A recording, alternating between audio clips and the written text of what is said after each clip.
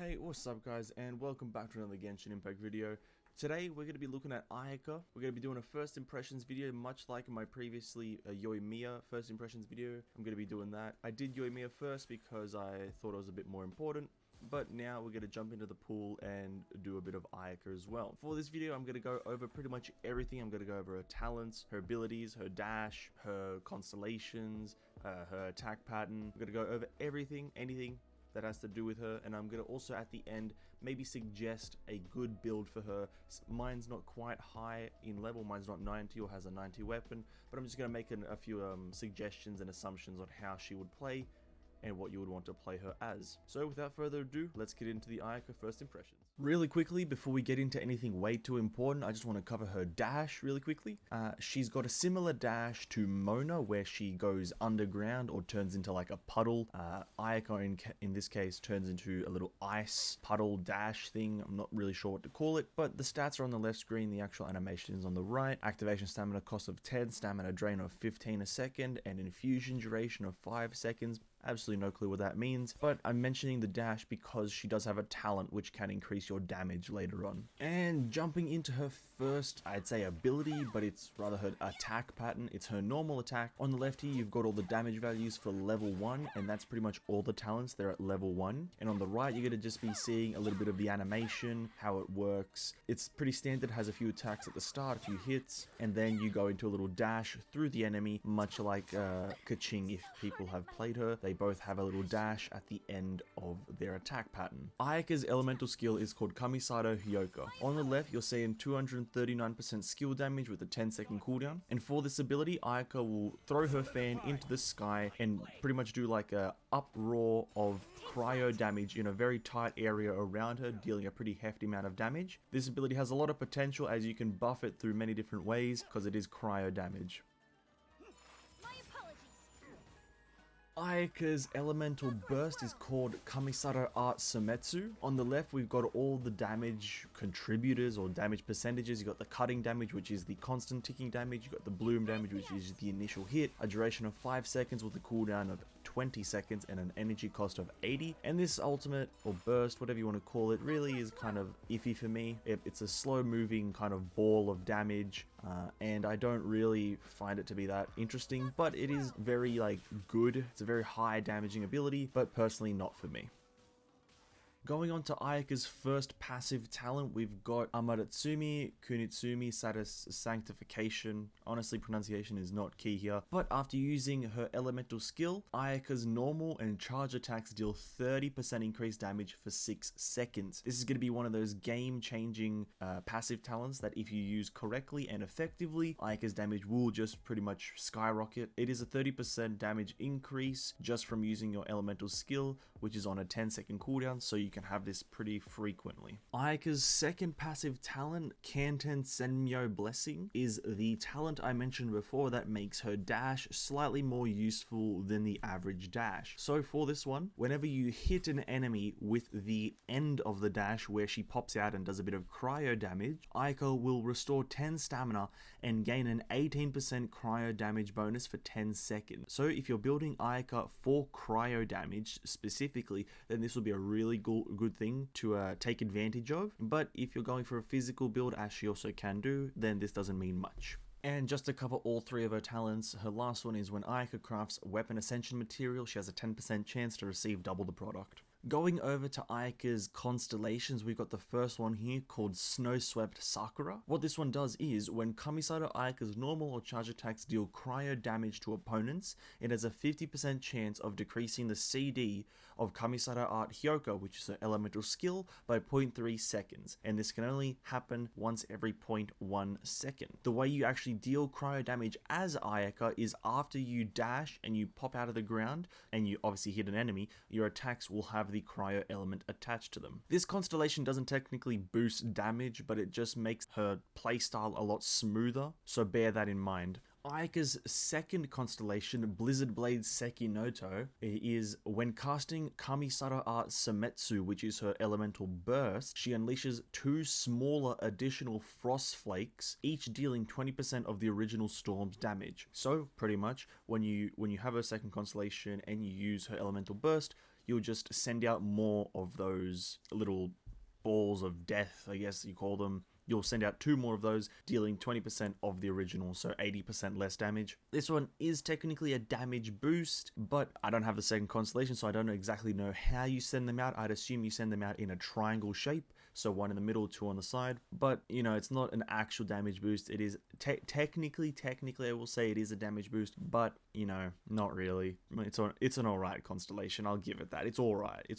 Going on to Ayaka's 4th constellation, Ebb and Flow. Opponents damaged by Kamisado Art Sametsu, the Frostflake explosion ball of death thing, have their defense decreased by 30% for 6 seconds. Now, this is actually a really good constellation in my opinion. Not because it's pretty strong in my opinion, that's a 30% decrease in defense is actually really strong, but more so because it's one of the few constellations or just mechanics in the game that you decrease defense instead of just boosting your own attack. So I find that really intuitive, interesting, and nice, and it most likely very beneficial to the character. 30% decrease to the enemy is pretty hefty. You know, you can look at it as a technical 30% damage increase, but not necessarily.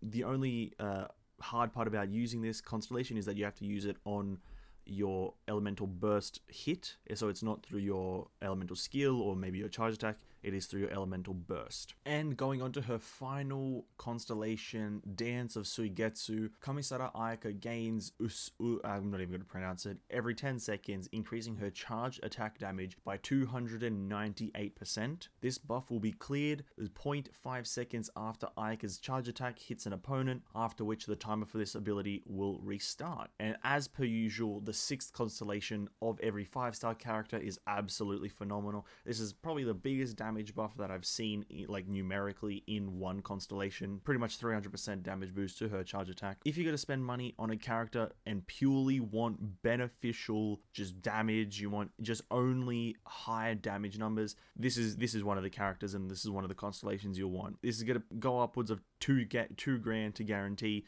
but it is one of the only characters that I feel can guarantee you extremely high numbers. A charge attack build is recommended, I think, if you get C6. It's just you're hitting ridiculous one-shot numbers. And overall, is it a great constellation? Absolutely.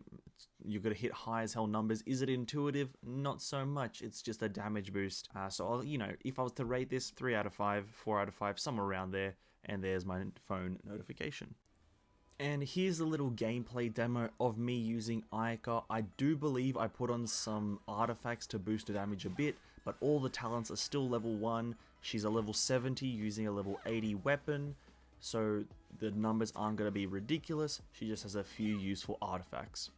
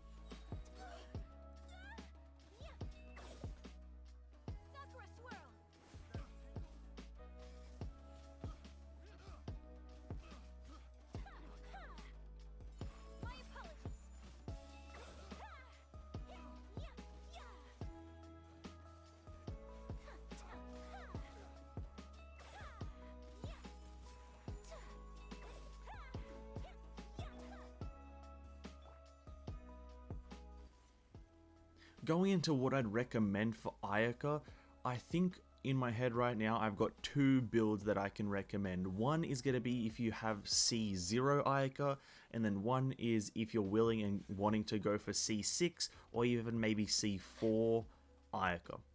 So if we're going on to the C0 Ayaka, I would recommend a physical or cryo build utilizing, you can use both your charge attack or your normal attack. And I'd recommend if you're going for maybe a cryo build, then you have to utilize her dash a lot more to turn your attacks into cryo. You'll have to utilize that a lot more to get a lot of benefit if you're going to go for the cryo option.